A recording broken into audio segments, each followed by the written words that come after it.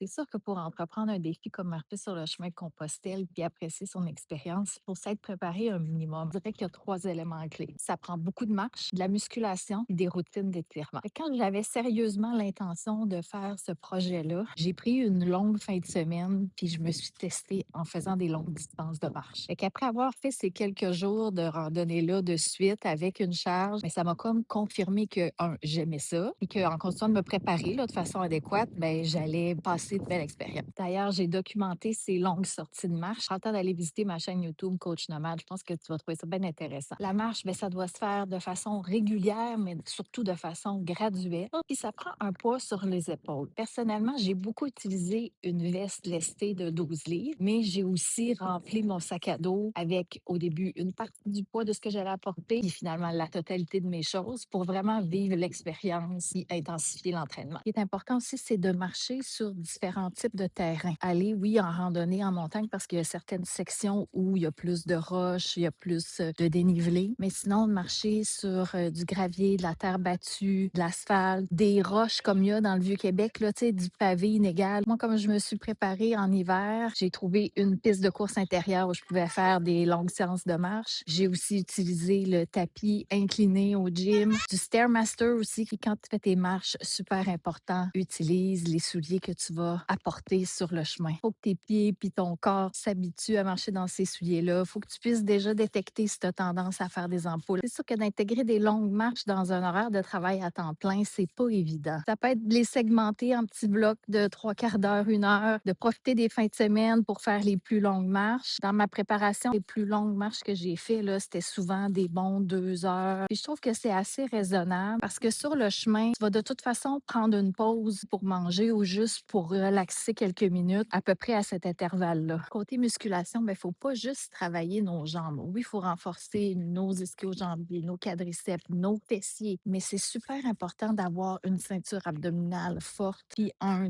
dos fort aussi, tu sais, pour avoir la bonne posture avec ton sac à dos, s'assurer d'avoir des courtes séances de musculation quelques fois par semaine. Si tu ne savais pas, j'ai une formation en entraînement et en alimentation parce que c'est un sujet qui me passionne, puis j'ai conçu des programmes d'entraînement qui sont disponibles quand tu suis le lien dans mon profil. Il y en a un, entre autres, qui s'appelle le programme Fabuleuse avec des bandes élastiques qui renforcent les fessiers, les abdos, les bras. Ça peut être un bon programme pour compléter ta préparation en Compostelle, mais j'avoue que ça me trotte dans la tête de faire un programme conçu sur mesure. Fait que continue de me suivre si c'est quelque chose qui t'intéresse. Et finalement, la routine d'étirement pour garder de la souplesse, ça contribue à la prévention des blessures, puis ça améliore ta vitesse de récupération. De développer à l'avance cette routine-là, ça va faciliter le maintien de cette